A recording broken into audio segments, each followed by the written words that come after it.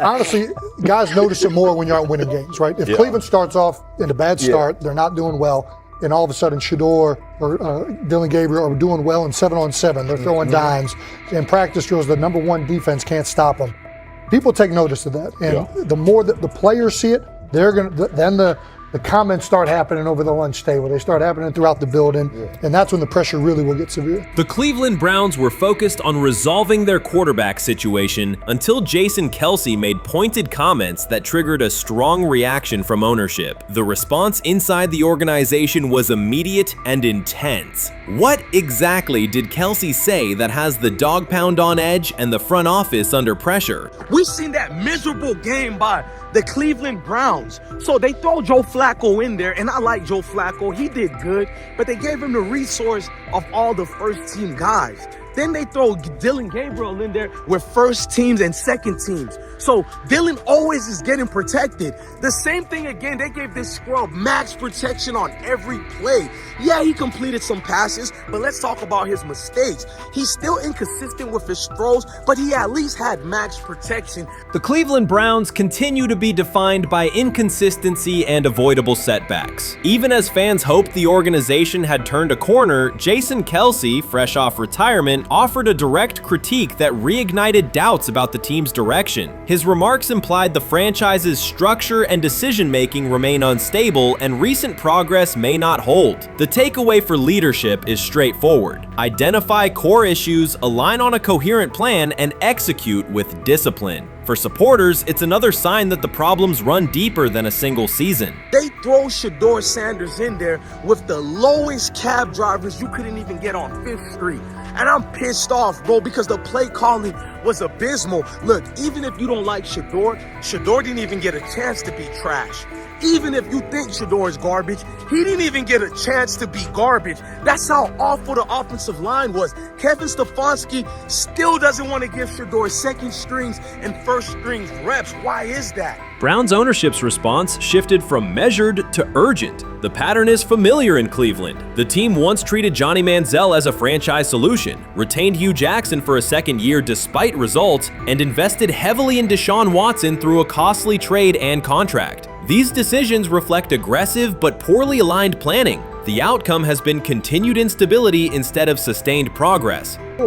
That this was the guy that they wanted to start. He's seasoned, he's experienced, he still has a big-time arm, even at his age, and they open with the Cincinnati Bengals. They wanted that experienced guy. He was always going to be the guy. They were not going to start Dillon Gabriel or Shedeur Sanders in week 1. Kenny Pickett had a hamstring injury. It makes it easy to go with Joe Flacco. And the question isn't and wasn't going to be who's the starter in Cleveland. The question is, who's going to be the backup in Cleveland? Who's going to be the number 2 quarterback when they open the season against these Bengals? Fans still show up season after season, expecting improvement and bracing for setbacks. The usual pattern has been early optimism followed by a gradual collapse. But last season was different. For a sustained stretch, the Browns looked organized and competitive, resembling a functioning team. Couple days, 3 days until roster cutdowns, how do you feel about that? Do you feel like you belong here on this team?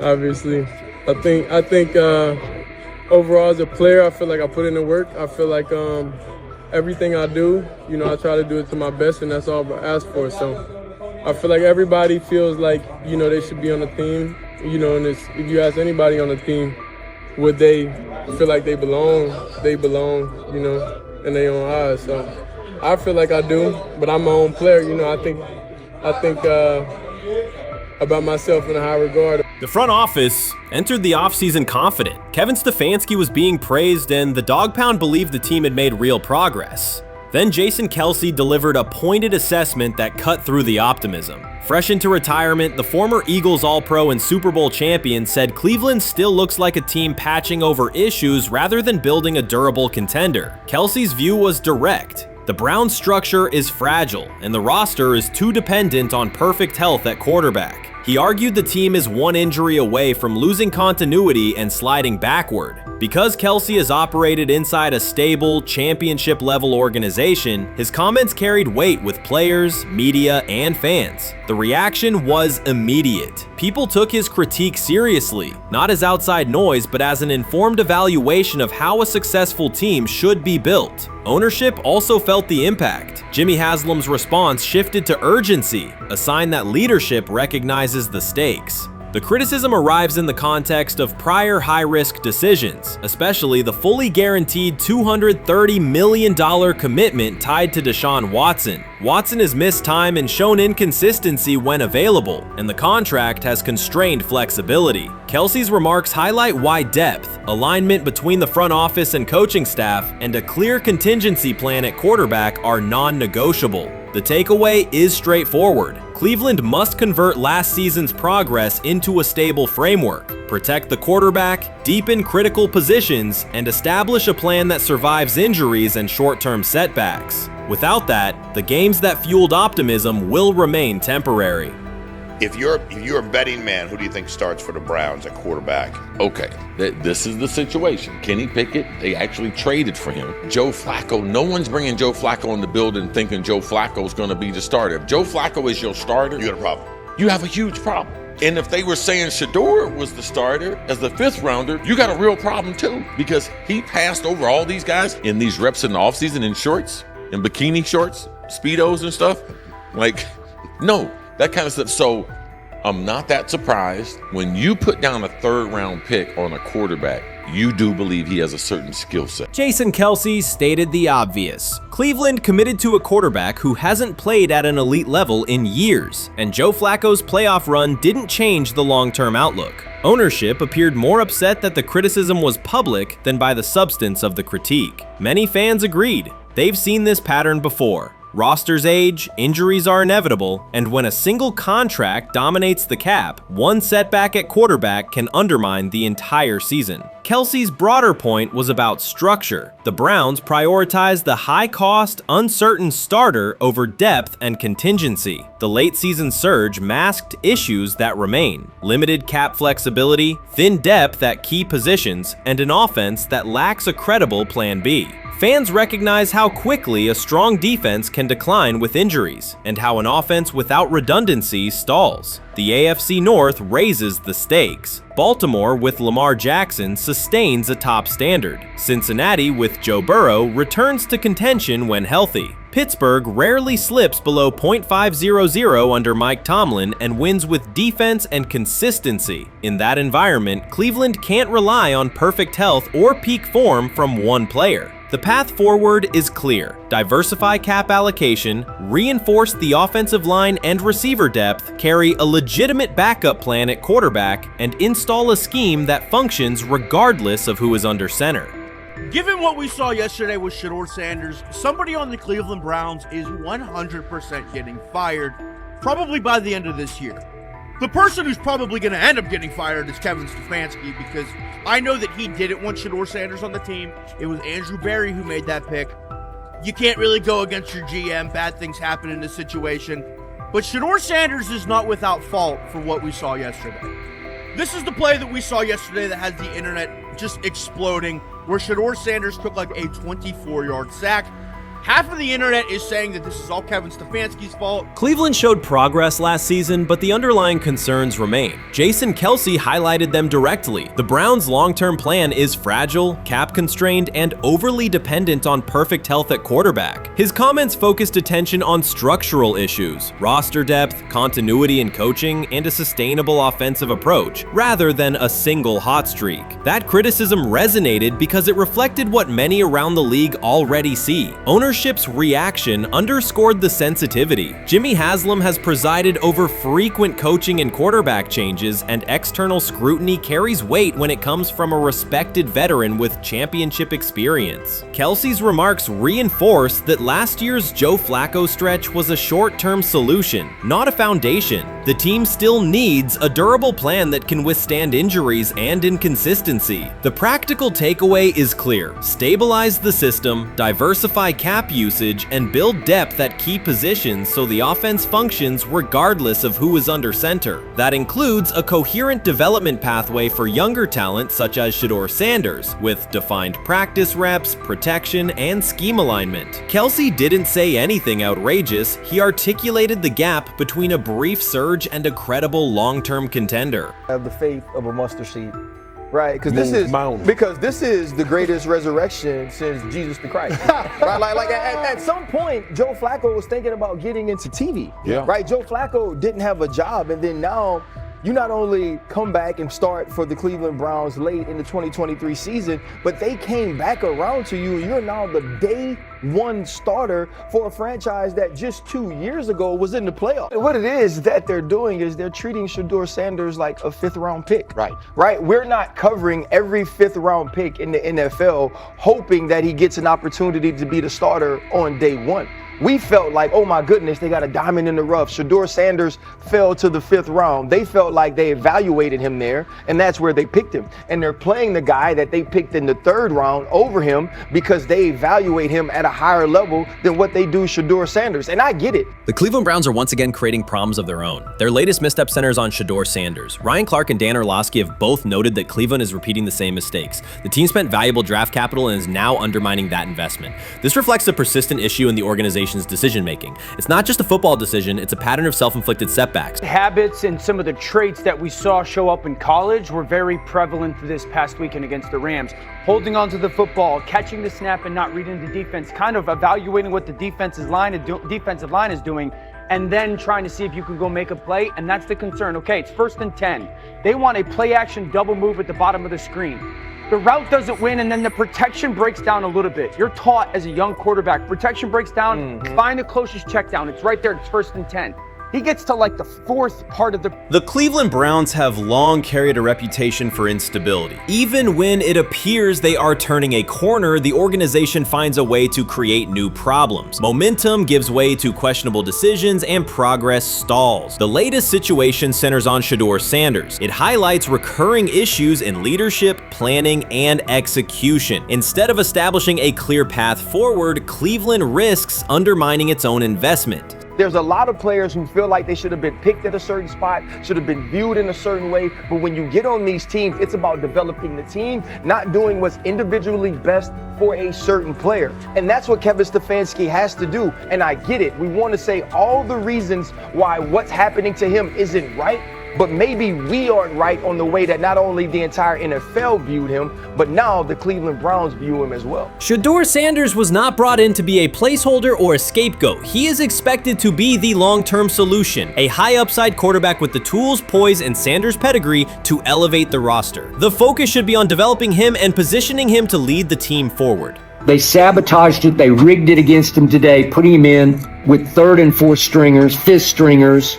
You got no shot at quarterback. They threw him in because they didn't want him to make any more splash and put any more heat on Stefanski. It's a desperate, dangerous situation in which he's got no shot, man. He's throwing to Sal freaking Canella. What? But he got sacked 5 times because he's hanging on the ball trying to make a play, and nobody can separate. Then it comes down to a couple of minutes are left, and Shedeur tries to go on the field, and Stefanski puts Tyler Huntley in place of him. Excruciating to watch. Shedeur Sanders brings accuracy at all levels, steady leadership, and the kind of composure that comes from handling pressure. Fans were energized, and the league was paying attention. For once, Cleveland had a credible source of hope at quarterback. Then the familiar pattern returned. Instead of committing to a clear development plan, first-team reps, stable direction, and a defined timeline, the Browns introduced uncertainty and slowed his progress. Rather than building around him and giving Shedeur a direct path to lead, they split priorities and sent mixed signals. The result is momentum stalled at the very point it should be accelerating.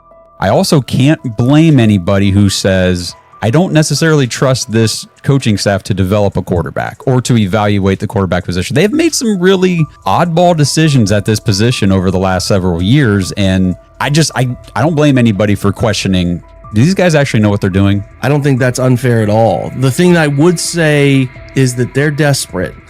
They're very desperate. Like the entire organization is desperate.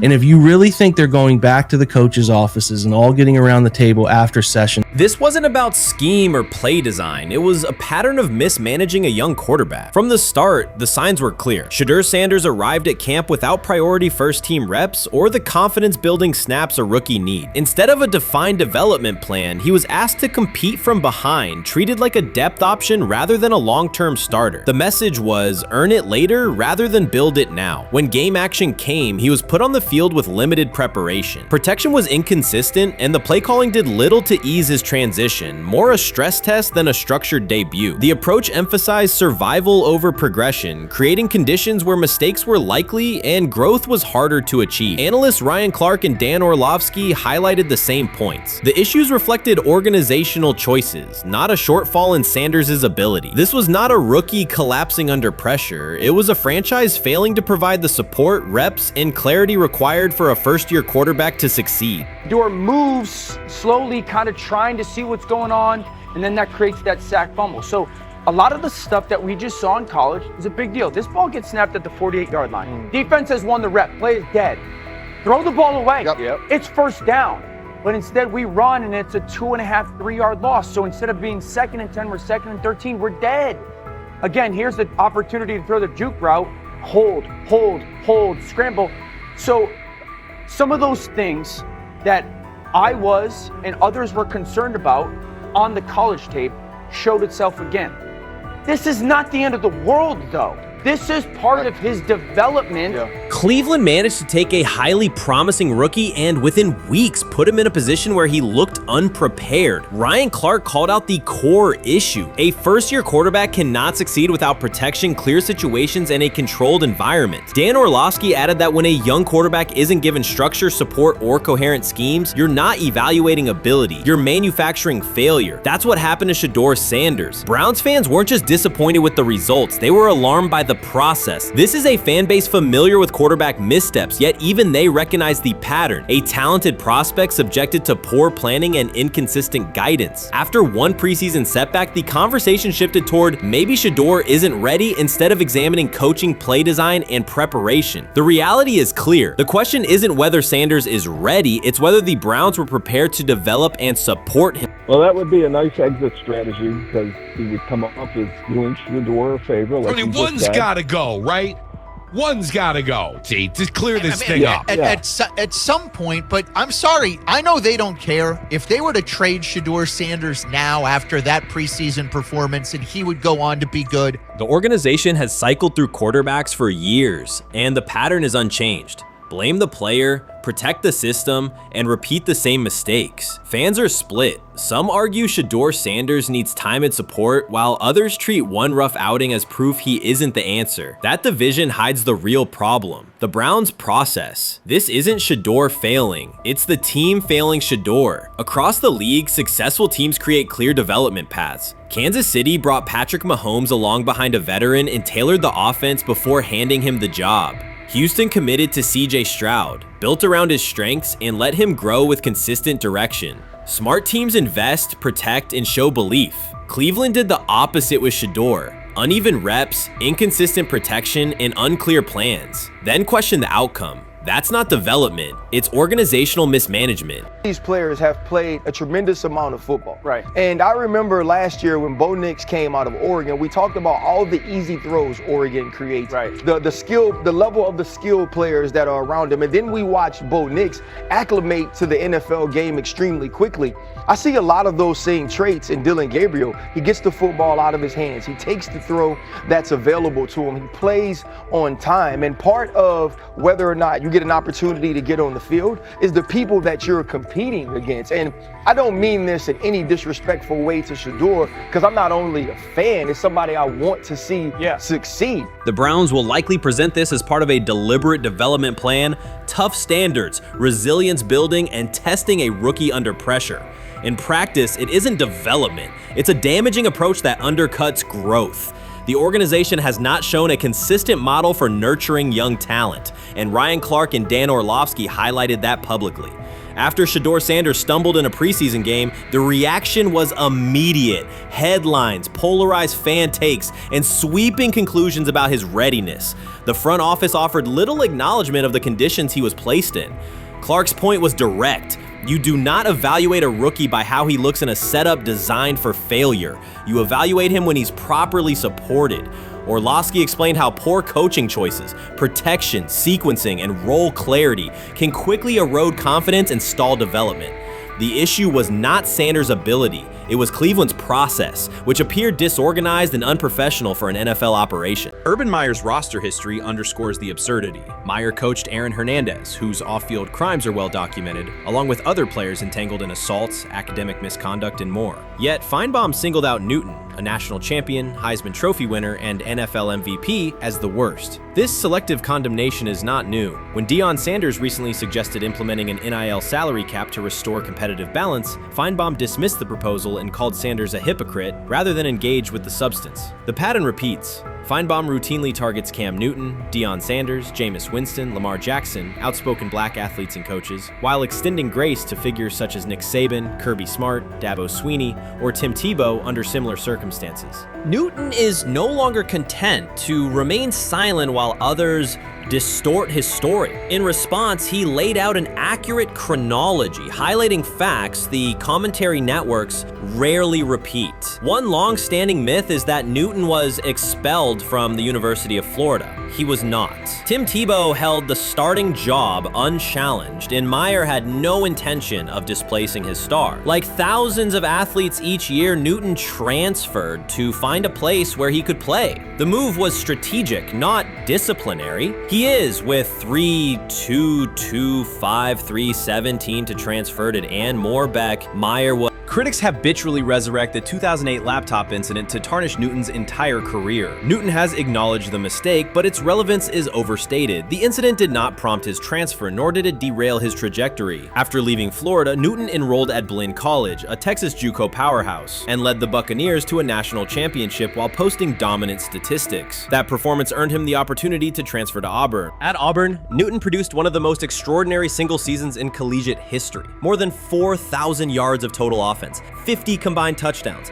an SEC title, a national championship, and the Heisman Trophy. Achievement compressed into a single year under intense scrutiny. Even that landmark season is recast by Feinbaum as a cautionary tale. He claims Newton ignored head coach Gene Chizik by diving for a goal line touchdown when told to kneel, jeopardizing the game. In reality, Newton explained that the decision was a collective adjustment made in the huddle after reading the defense, while Auburn still held timeouts. The Tigers maintained control and secured the championship. Portraying that moment as reckless serves to recast Newton's success as selfishness rather than leadership. Feinbaum's approach to Sanders reflects the same dynamic. When Sanders urged a structured NIL ceiling to protect athletes and stabilize rosters, Feinbaum immediately labeled him hypocritical. Yet when Saban or Swinney voice identical concerns, Feinbaum frames them as thoughtful guardians of the sport. The inconsistency reveals that the determining factor is not the argument but the identity of the speaker. Unapologetic black leaders who control their narratives, challenge entrenched hierarchies, and Feinbaum's commentary often functions as a check on that influence. Newton countered Feinbaum's latest attack with a concise statement. "You're lying, Paul. Please stop." Behind those words lay a broader indictment of the media machinery that weaponizes half-truths. By calling Newton the worst player Meyer coached, Feinbaum was seeding doubt among fans,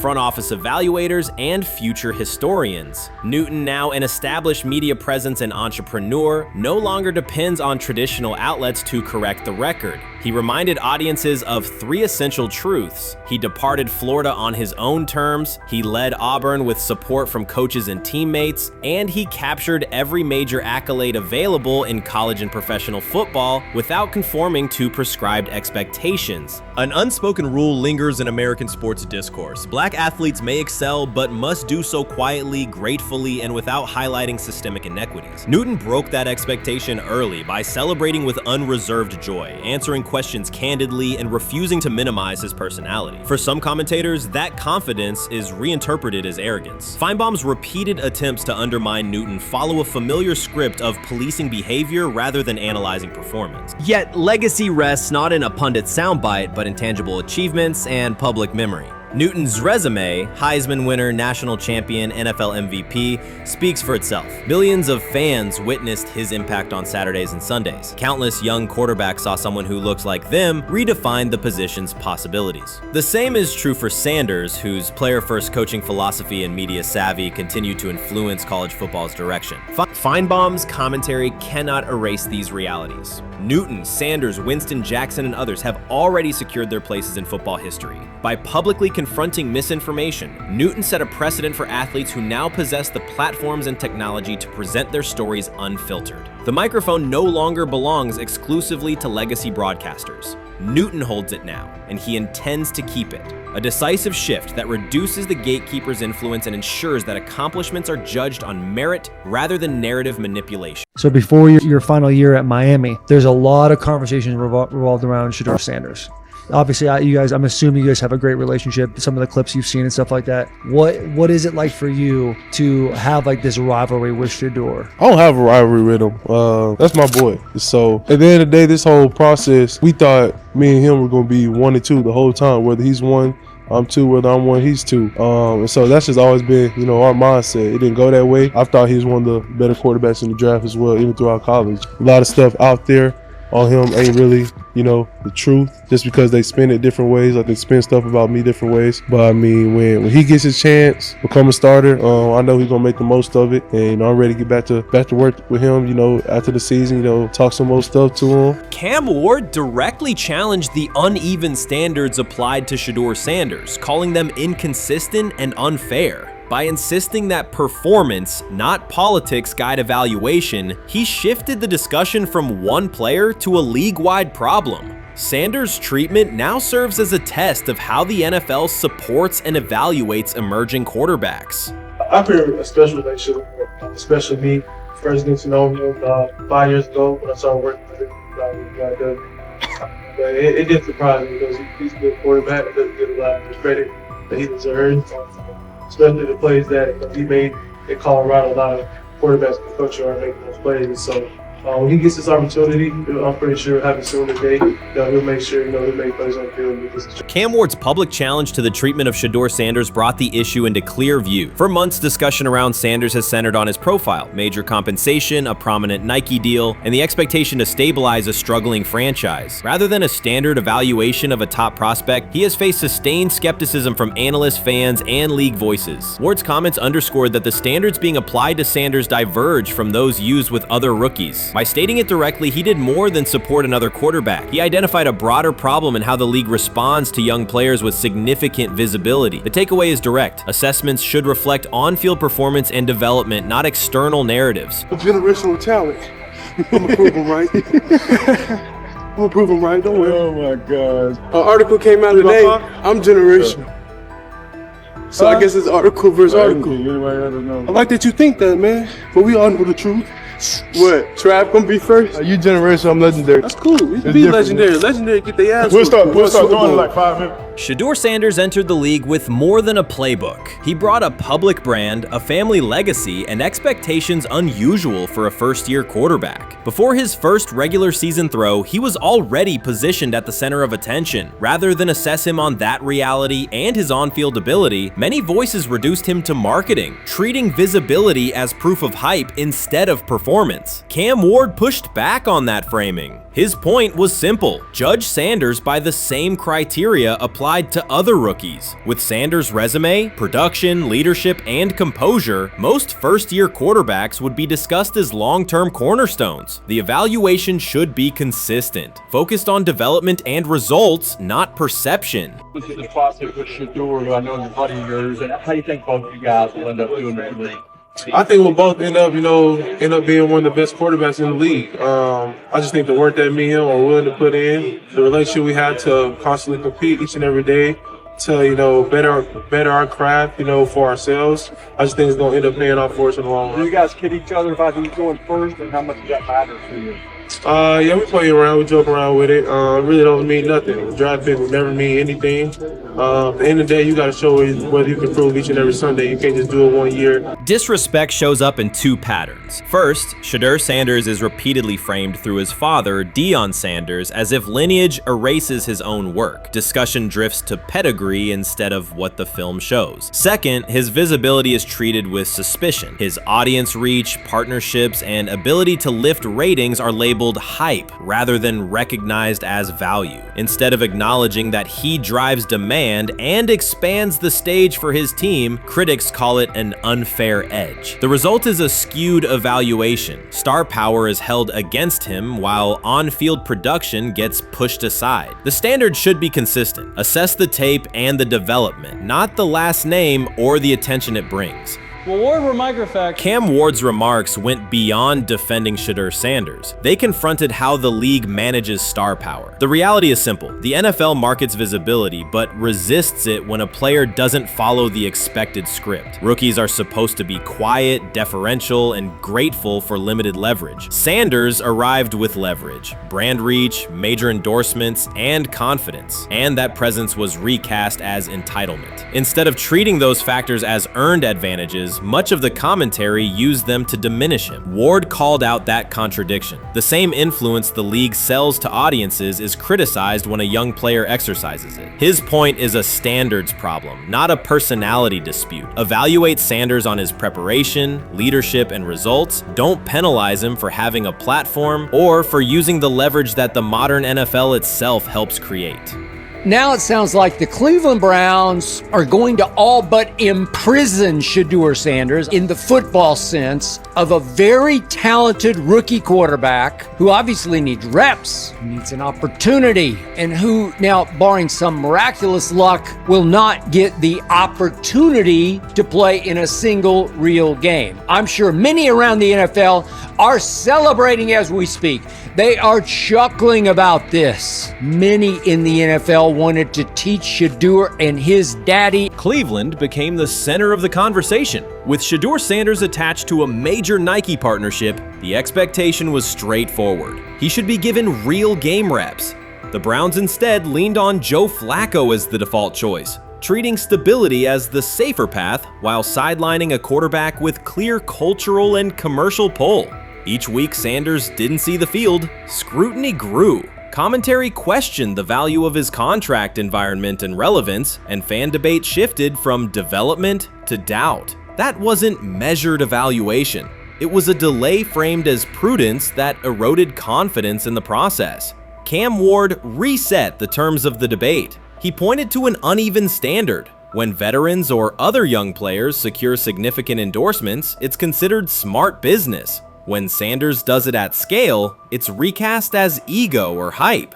Even the scope of his off-field agreements became ammunition against him rather than evidence of market demand. Ward's position is simple. Use one standard. Assess Sanders on preparation, decision-making, and progression, not on discomfort with his platform. Treat visibility as an asset, not a disqualifier. The issue isn't attitude or branding, it's the consistency of the evaluation. Ward called it directly. The treatment has been unequal, and it should be corrected by aligning opportunity with performance criteria. Fans need to recognize there's not a team in the league he'd start for. Not one. That's not ridiculous, that's not unfair, that's not a vast conspiracy. Shedeur Sanders fans are Angel Reese fans. They're just fair weather fans who don't really give a fuck about the sport. Most of them are just Deion fucking groupies that followed him when he went to fucking Colorado, just like Angel Reese's fans had never watched basketball prior to her playing at LSU, and they followed her to the WNBA and don't know shit about the sport. That's it. Now Deion fucking groupies are running around acting like, oh, this is payback to his dad. The timing is pivotal. Shedeur Sanders isn't trying to blend into the league's background. He's shaping the agenda. He drives debate segments, fuels short-form highlights, and moves merchandise at a pace most rookies never approach. By the metrics that define modern attention, he is the draw. Yet, a segment of observers continues to undercut him, not not because of shortcomings on tape, but because of discomfort with how prominent he already is. Cam Ward put words to what many could see. Coverage around Sanders has been filtered through reaction to his visibility, rather than a clear read of his performance and growth. The market has already weighed in. Demand is real, not manufactured. Nike's record-level rookie endorsement aligned with that reality, signaling long-term value and cultural reach. This exposes a core contradiction. The NFL depends on star power to sell tickets, fill stadiums, and boost ratings, but it resists stars who set terms on their own. Visibility is celebrated until a player exercises it. The fix is straightforward. Apply one standard. Evaluate Sanders on preparation, decision-making, and results, and treat his platform as the asset it is. If the league benefits from his presence, its evaluation practices should reflect that same reality, consistently and without penalty for scale. Shedeur Sanders does not depend on league promotion. He established his platform before the NFL and continues to expand it on his own terms. That autonomy challenges the status quo. Cam Ward's support was more than a defense of a teammate. It was a warning that if the league holds to outdated expectations, it risks falling behind the very players who drive audience attention and revenue. Claims that Sanders lacks real popularity ignore measurable facts. A large, active following, consistent merchandise demand, and sustained coverage across major outlets. Doubts about his standing as a quarterback overlook his college production and growth indicators. The pattern is familiar. Efforts to minimize him increase his reach. Each skeptical headline widens the spotlight, and each dismissive take creates more engagement. You cannot reduce a player built for visibility by arguing he should be less visible. The practical outcome is the opposite. Scrutiny becomes signal. Sanders is not merely enduring criticism, he is turning it into momentum, converting attention into leverage on and off the field. I view things as I got time. I got time to be able to grow and mature, and be able to understand the ins and outs of the defenses and be able to get the good insight from the vets in the room. So I look at it as, a plus. And whenever, it's time for me to play. Shedeur Sanders rolled into Browns camp and instantly made the whole practice feel like a recess pickup game. NFL vets suddenly looked like they'd forgotten the playbook and were just trying to keep up. With that being said, I see some balls coming out of Shedeur Sanders at that camp, and I'm like, kind of looks like a guy. Yeah, I'm reading. He can sling it. Read the team. I see him, some of the veterans, how they talk to him, mic'd up, see what he's doing in the community. Yep. Talking about Njoku there? Njoku, Mike Knapp. Yeah, once you see, different little interactions and things like that, I know he has the talent. We'll see. It'll be a competition that usually brings the best out of guys, especially young guys. So I'm interested to see how that quarterback situation. Right after Shedeur Sanders tightened his cleats and the Browns settled in for what they figured was a routine camp day, the whole vibe tilted sideways. No blazing comet, no UFO touching down at midfield, just a swagger-charged quarterback striding in like he'd crashed the wrong league and thought, yeah, I'll stick around and run this show. The Browns had no clue what storm was rolling in. You'd expect an NFL team to do a quick scout, maybe pull up a highlight reel or two, but nope. They greeted Shedeur with a shrug, only to watch him seize the field on snap one and run the whole operation like a seasoned pro. First and foremost, he's been the best quarterback in camp. Now look, Joe Flacco ain't had many opportunities. It was a whole day I saw he didn't throw the ball at all. Here's my theory on the situation. They already know who's starting in the number 2 is. They already know. Joe Flacco and Shedeur Sanders is already locked up. You're missing the boat, people. You're missing the boat. Your boy, Kenny Pickett and Dylan Gabriel, oh, they're fighting. Shedeur didn't merely clock in, he hijacked the session. One moment he's loosening his arm, the next he's roasting veteran QBs like faded names on busted draft boards. Defensive coordinators everywhere had the same gut punch reaction. Uh-oh. His pocket poise? Straight disrespectful. His timing? Psychic. And every pass left his hand like it was laser guided to its mark. While Shedeur Sanders was slicing up routes, the Browns secondary looked less like an NFL backfield and more like a gaggle of dads sprinting through a Saturday fun run. Big on enthusiasm, short on closing speed. Coaches fought the urge to slam the emergency horn. Players traded wide-eyed, "Are we serious?" stares, and someone even double-checked that a hidden camera crew wasn't about to pop out of the tunnel. But nope, this was pure Shedeur. Half cold-blooded surgeon, half highlight factory. He wasn't dropping a casual "I'm here," he was crafting a masterclass. From the first rep, the tempo changed. Shedeur Sanders accepted the snap with steady footwork, diagnosed the Browns' single high shell, and delivered a tight window seam route that forced the free safety to recover late. Throughout the period, he manipulated leverage with quick shoulder fakes, moved through full field progressions, and released on time from a balanced base, consistently putting the ball on his receiver's upfield shoulder. Cleveland's coverage struggled on multiple fronts. Safeties hesitated between deep half responsibilities and underneath support, creating voids at 15 to 20 yards. Cornerbacks and off-man were caught in trail position when Sanders used rhythm throws on three-step drops, while those who tried press technique had their inside hand neutralized by his receivers' outside releases. Linebackers widened to match shallow crossers, leaving the middle hook unguarded for pivot routes and option digs. One corner attempted a line of scrimmage jam. Sanders immediately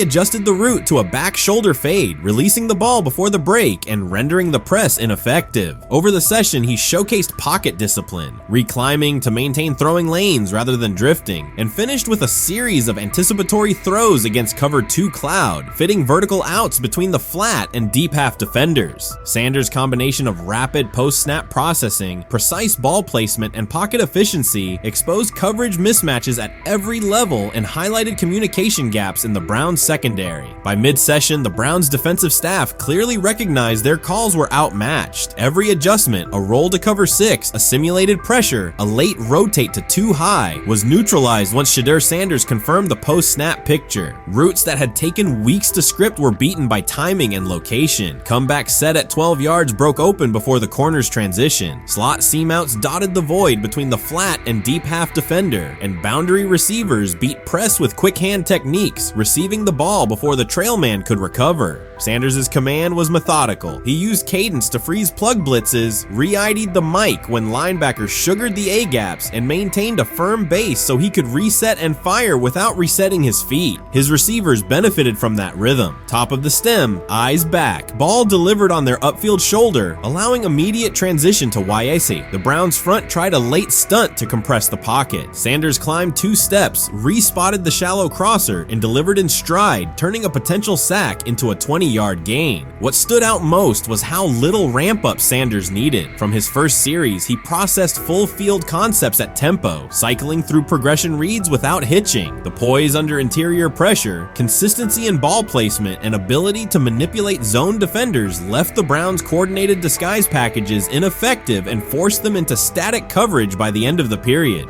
In short, Sanders' efficient mechanics, rapid processing, and anticipatory accuracy rendered Cleveland's defensive game plan ineffective at every level, from pre-snap disguise to post-snap spacing. Imagine there's many people that think Dylan Gabriel's a better quarterback than Shedeur Sanders. I don't care where they were drafted. If the Browns are the one team that thinks that, then I'm going to suspect it's not true. They don't know what listen, they're doing. I every quarterback evaluation for 30 years. Right. I never root against anybody. Yeah. But I'd be surprised if Dylan Gabriel's ever a legitimate starting quarterback for the Cleveland Browns. I'd be surprised. I just don't think. Well, then it is a wasted pick because you took him in the top 100. Yeah, but potentially. Yeah. May get away with it because of Shedeur. An edge rusher chirped at Shedeur Sanders between snaps, hoping to shake his rhythm. On the very next play, Sanders answered with a 30-yard laser, a deep dig from the boundary side that split the single high safety and the trailing corner. He hit the top of a 5-step drop, kept a firm base, and delivered on time to the receiver's outside shoulder, turning what should have been a routine rep into a sudden change explosive. From that moment on, every coverage wrinkle the Browns tried, rotating from cover 3 to quarter half, flashing a Tampa 2 shell, mugging both A-gaps, was met with a precise counter. When corners pressed, Sanders adjusted the route to a back shoulder fade. When safeties widened, he checked to a glance post. When linebackers bailed, he found the running back on a delayed option out of the backfield. Even late simulated pressures couldn't move him off his spot. He simply climbed, reset his feet, and fired. As Cleveland's defenders rotated through checks, Sanders manipulated them with cadence and eye discipline. He froze weak side safeties long enough to create intermediate windows, then feathered the ball into those lanes before help could arrive. When the Browns finally dropped 7 and matched every route, Sanders tucked the ball and converted 2 separate 3rd and 6 situations on the ground, reminding everyone that his mobility is as calculated as his arm. By the end of the session, the defensive coordinator's call sheet looked obsolete. Sanders had neutralized blitz looks, exposed spacing issues in zone, and forced the unit into static base coverage just to survive the period. said. It wasn't a camp drill anymore. It was a clinic on timing, processing speed, and controlled aggression, delivered snap after snap by a quarterback who never needed a warm-up lap to own the field. They never planned on taking him. The problem is, like Ocho Cinco said, you got somebody that has endeared himself to the locker room. And guess what? The difference between him and Tim Tebow, the biggest one, is he can play. He can throw the ball. Tim Tebow running around being an H-back. He can throw the ball. And he's done everything he needs to do. He ain't saying nothing. He ain't rocking the boat. He ain't mad about the reps. He ain't mad about none of that. All the people out there want to see is this, like Tyler said earlier. We want to see what he can do with Jerry Jeudy. That's it. I want to see what he can do with David Njoku. I want to see him with Junkins. I want to see him with the first running backs. If you are cooking, if you are beating down the doors with the 3s and 4s, guess what?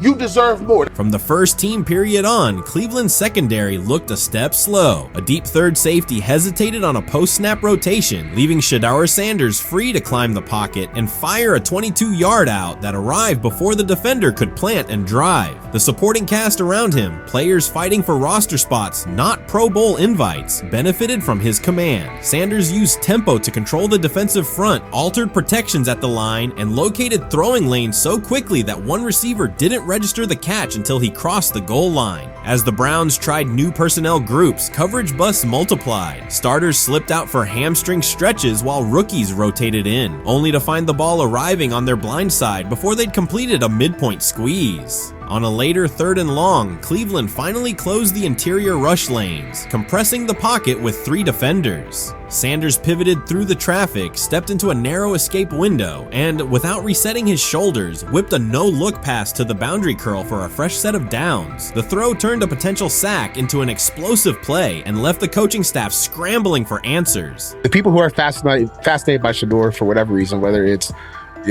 his play, I guess, last year was kind of fun. If you're just like a guy who grew up like loving Deion Sanders and passed that love on down to your kids, I can see why you're like that. The one thing I will give them is you're looking at this quarterback room. If you're a fan of Shedeur and say, why can't he go beat Dylan Gabriel or Joe Flacco or Kenny Pickett? So I do understand that part of it, right? Because why not? Why couldn't he be the Brown starter in October or November? That looks like a quarterback room where everyone will get a chance to start. I'm about to unleash about Shedeur Sanders. I just watched what happened to Shedeur Sanders in the Cleveland Browns' 3rd and final preseason game. And I'm outraged, I'm sickened, and I'm saddened. By the way, Shedeur continues to be treated in the National Football League now by those sorry-ass Browns and sorry-ass Kevin Stefanski. The Cleveland Browns are once again mishandling a promising quarterback. Skip Bayless criticized the organization for failing to develop Shedeur Sanders and for misusing his skill set. He argued that the team's decisions are undermining Sanders' progress and turning a major investment into a cautionary example. Bayless pointed to inconsistent usage, questionable play calling, and a lack of clear direction as key issues limiting Sanders. He said the Browns need a defined development plan and stronger support if they expect Sanders to succeed. Skip Bayless delivered a direct, critical assessment this week. After seeing Shedeur Sanders in a Browns uniform, he argued that Cleveland is mishandling the quarterback and undermining his development. Bayless said the team's approach shows poor planning and inadequate support around Sanders. He dismissed excuses about strategy and emphasized the need for better coaching, deployment, and protection. In his view, the Browns are setting themselves up for problems before the season begins unless they establish a clear plan for Sanders. Given the team's recent decisions, his reaction is understandable. Cleveland has a history of inconsistent quarterback development. Shedeur Sanders is a premium prospect, the son of a Hall of Famer, a proven college performer, and a widely recognized figure. The organization should prioritize his reps, protection, and a clear development plan, not place him behind Dylan Gabriel as if he were a secondary option. But I'm going to answer this question by saying Shedeur Sanders, and I'm going to tell you why. I think he's being set up to fail. That's right, I'm going to say it. Okay. Here we are on national television, right? There's been 11 practices, if I remember correctly. He's been starting against he's been playing against the third unit. He's 4th on the depth chart. And then suddenly you throw him into the start line. and he hasn't had any reps for the first team at all. Think about that. So you're just gonna throw him to the wolves like that, huh? I mean, you know, if he had first team snaps in practice. Yet here we are. Cleveland has one of the most publicized prospects and is handling him like a depth piece. The broader issue is the franchise's long record of quarterback instability and inconsistent development. That history colors every move they make. When the Browns draft a quarterback, fans don't anticipate a long-term answer. They brace for another reset. Shedeur Sanders should be treated as a priority, not as an afterthought behind Dillon Gabriel. Let's give him a chance. Let's give him a chance with the play calling.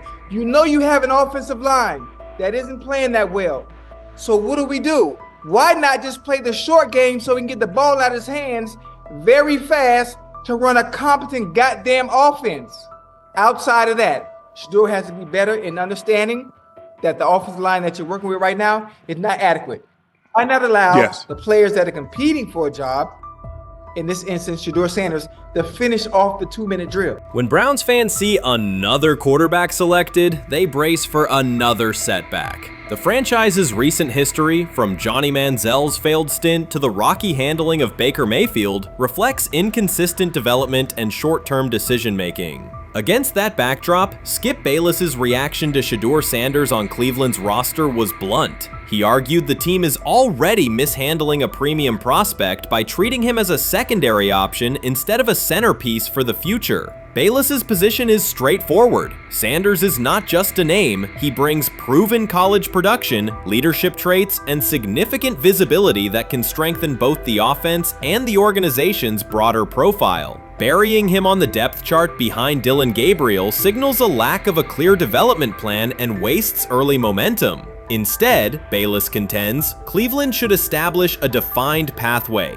First-team practice reps, protection and personnel tailored to his strengths, deliberate play calling that accelerates processing, and measured in-game opportunities that build confidence and execution. In his view, the Browns need alignment from the front office to the coaching staff to prioritize Sanders' growth. Continuing to treat him like a depth piece risks repeating the same cycle that has undermined previous quarterbacks. Committing to a coherent plan gives Sanders and the franchise a realistic chance to convert potential into sustained performance.